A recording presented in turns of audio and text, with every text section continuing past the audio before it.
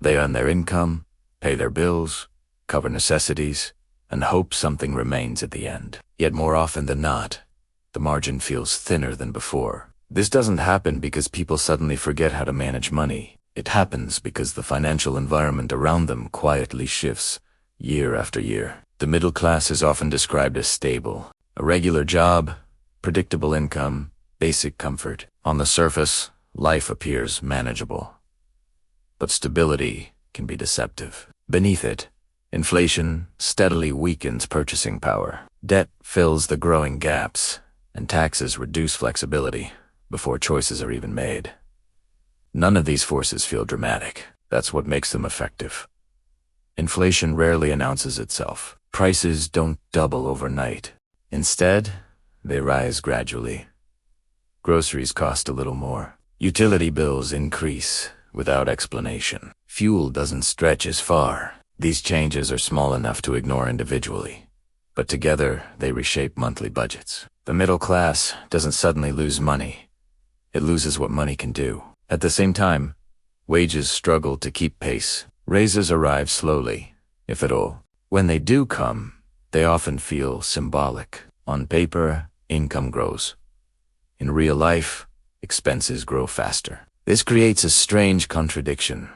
Working harder but feeling no progress. For many, this becomes a permanent condition. To manage the gap between income and expenses, debt becomes the solution. Credit cards, personal loans, buy no pay later plans, all promise flexibility. For the middle class, debt isn't about luxury spending. It's about managing timing, covering emergencies, and maintaining normal life. It feels practical at first, but debt changes behavior.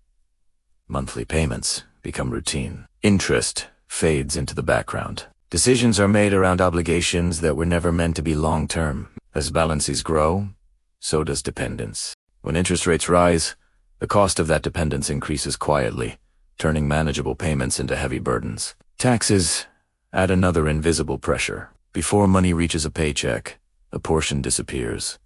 Income tax, payroll tax, state tax. The middle class is taxed at the most visible point.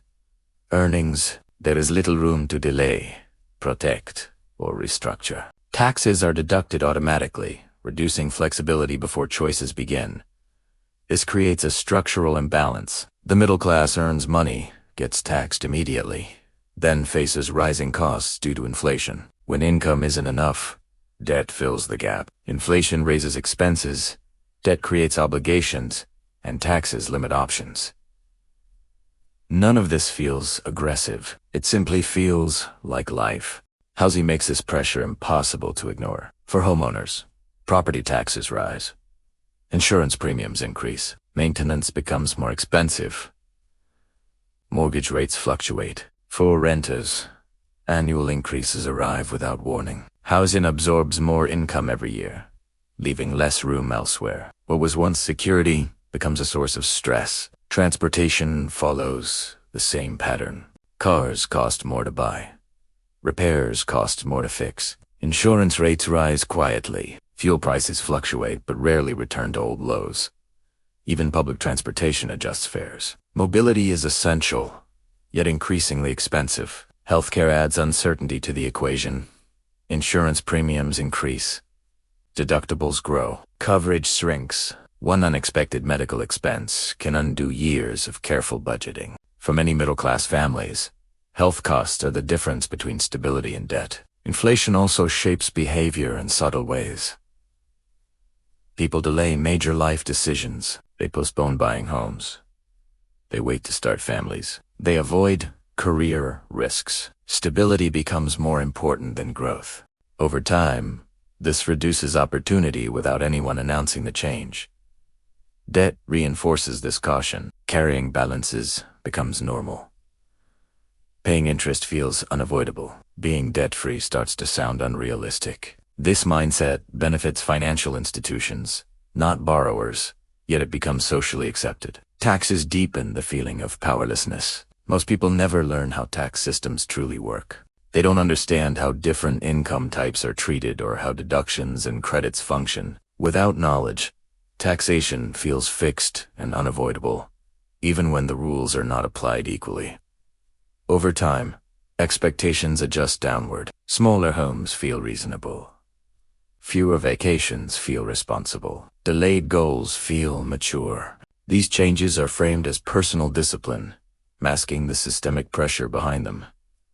Time is another quiet victim. The middle class trades time for income. Inflation reduces the value of that income.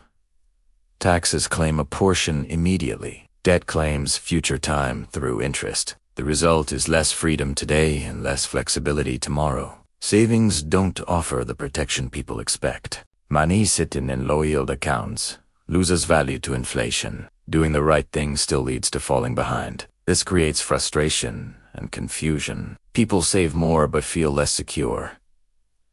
Retirement becomes harder to imagine. Contributions compete with rising expenses. Pensions disappear. Social support feels uncertain. Planning for the future feels overwhelming when the present demands so much attention. The psychological impact is significant. Constant financial pressure leads to stress and fatigue. People become risk-averse, not because they want to, but because they have to. Ambition gives way to maintenance. This environment quietly widens inequality. Those who own assets often see values rise with inflation. Those who rely on wages lose ground. The middle class sits between these realities, adjusting continuously just to stay in place. T's trap eased. T built on one bad decision. It's created by systems interacting over time. Inflation reduces purchasing power. Debt converts shortfalls into long-term obligations. Taxes limit flexibility at the source. Together, they shape everyday life. Most people don't feel trapped at first. They feel busy, responsible, stretched. Only later do they realize how narrow their options have become. Understanding this isn't about blame. It's about clarity. When these forces are named, they become visible. And visibility is the first step toward control. The middle class isn't failing. It's being quietly squeezed from multiple directions, slowly enough to feel normal. And that is what makes the trap so effective. As these pressures build, something subtle but powerful happens. The middle class begins to adjust, not just spending, but expectations. Dreams become smaller. Goals are pushed further away. What once felt achievable now feels risky. This shift doesn't happen overnight. It happens quietly, through thousands of small decisions made under pressure. Inflation trains people to accept less. When prices rise constantly, people stop comparing to the past and start comparing to last month. This lowers resistance. Instead of questioning why things cost more, the focus shifts to coping. Cutting back becomes a habit. Sacrifice becomes normal. Debt strengthens this cycle. Monthly payments turn into permanent fixtures. What started as temporary help becomes a long-term dependency. Interest ensures that borrowed money costs more time in the future. The middle class ends up working not just for today's needs, but for yesterday's expenses. Taxes reinforce the feeling that effort doesn't translate into freedom. Working more hours or earning slightly more often results in higher deductions.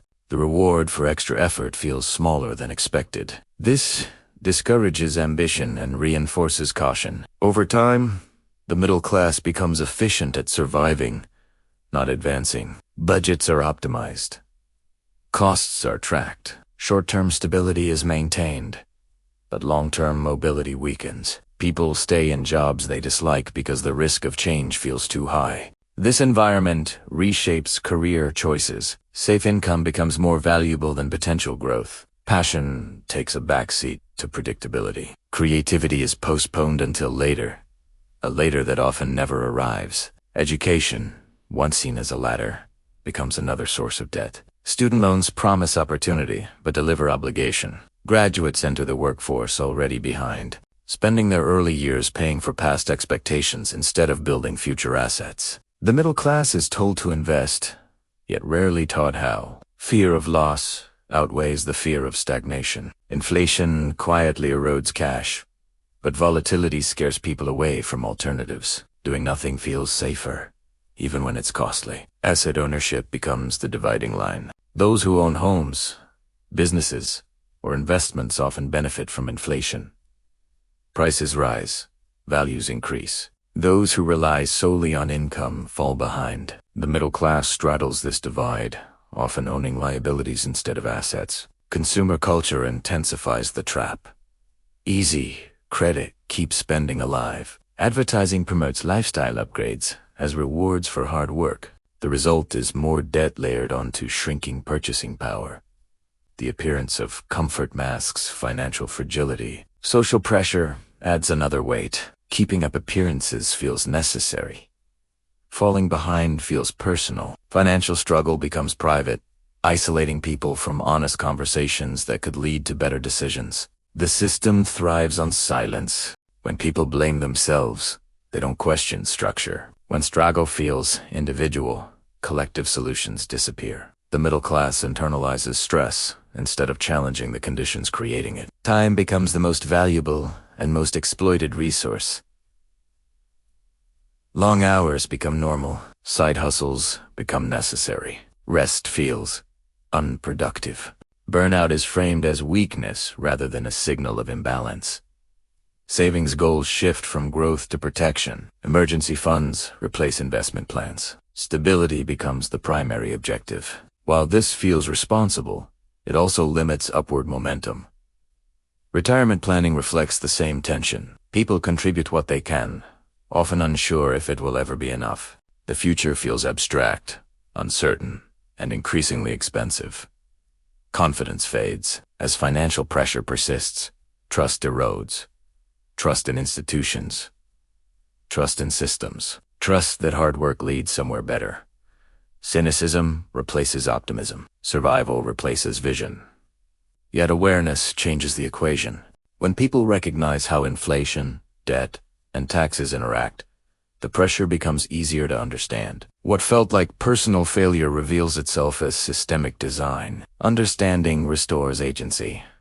It shifts focus from guilt to strategy, from reaction to intention, from short-term coping to long-term positioning. The middle class isn't powerless, but it must operate with clarity. Decisions matter more when margins are thin. Knowledge becomes leverage. Awareness becomes protection. This doesn't mean rejecting stability. It means questioning the forces shaping it. It means recognizing that playing the game blindly favors those who wrote the rules. Inflation will continue. Debt will remain available. Taxes will persist. These realities aren't going away, but navigating them requires seeing them clearly rather than accepting them quietly.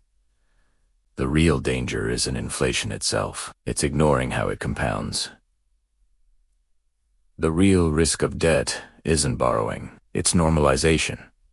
The real impact of taxes isn't payment. It's lack of understanding. The middle class doesn't collapse dramatically. It erodes slowly. And that erosion continues until people stop treating pressure as normal and start treating understanding as essential. Financial freedom doesn't begin with income alone. It begins with awareness. With seeing the trap not as destiny, but as a system that can be navigated differently. The future of the middle class depends less on how hard people work, and more on how clearly they see the forces shaping their lives. And clarity, once gained, cannot be taken away.